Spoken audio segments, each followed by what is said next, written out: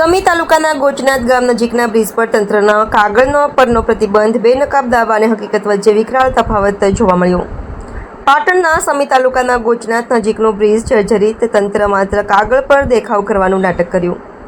રાધનપુર મહેસાણા રાજમાર્ગ પર બનાસ નદી ઉપર આવેલા ગોચનાથ ગામના જૂના બ્રિજને લઈને પાટણ જિલ્લામાં ચિંતાજનક સ્થિતિ સર્જાઈ છે. જિલ્લા કલેક્ટર શ્રી દ્વારા જાહેરનામું પ્રસિદ્ધ કરી ભલે બ્રિજ પરથી ભારે વાહનના અવરજવર પર પ્રતિબંધ મુકાયો હોય, પરંતુ જમીન સ્તરે સ્થિતિ સાવ વિપરીત છે. વિડીયોમાં સ્પષ્ટપણે જોઈ શકાય છે કે પ્રતિબંધ છતાં મોટા વાહનો સતત બ્રિજ પરથી પસાર થાય છે, જેને લઈને તંત્રની કામગીરી પર અનેક પ્રશ્નો ઊભા થયા છે. 1965માં બનેલ બ્રિજ હવે ધોરણવટ કરતાં ઘણી નીચે. ગોચનાથ બ્રિજ એક સમયે હાઈવે પરના ટ્રાફિક માટે જીવનદાયી રહ્યું હતું, પરંતુ આજે જર્જરિત હાલતમાં છે. લિંટેલ તૂટી ગયો છે.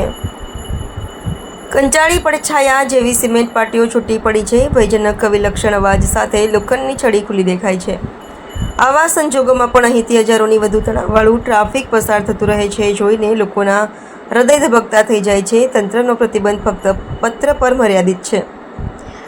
જિલ્લા મેજિસ્ટ્રેટ તુષાર ભટ્ટ દ્વારા 11 જુલાઈથી 8 સપ્ટેમ્બર સુધી માટે ભારે વાહનો માટે બ્રિજ બંધ રાખવાનો હુકમ બહાર પાડવામાં આવ્યો છે, પરંતુ સ્થળ પર કોઈ પોલીસ કર્મચારી હાજર નથી. બેરિકેડિંગ કે વ્હીકલ ચેકિંગ પોઈન્ટ પણ ગેરહાજર છે. વાહન ચાલકો માટે ચેતવણી બોર્ડ કે માર્ગદર્શિકા નથી. તંત્રના નિર્ણયનો જમીન પર શૂન્ય અમલ. આ બધું મળીને એ ઇશારો કરે છે કે પ્રતિબંધ માત્ર લોક દેખાયા પૂરતો છે.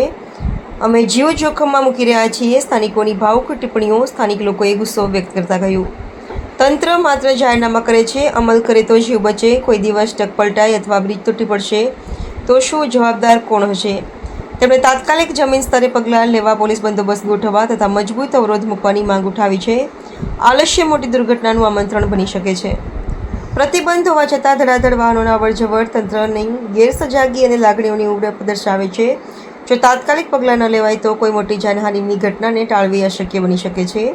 તંત્રને તાત્કાલિક પગલાં લેવા જેવી પરિસ્થિતિ. આ બ્રિજ પર બેરિકેડ્સ મૂકવી જોઈએ અને પોલીસ બંદોબસ્ત અને સીસીટીવી માધ્યમથી નજરદારી હોવી જરૂરી. વૈકલ્પિક માર્ગનો સમર્થ અમલ કરવો અનિવાર્ય છે. રિપોર્ટર નાથાલાલ ઠાકોર, રાધનપુર.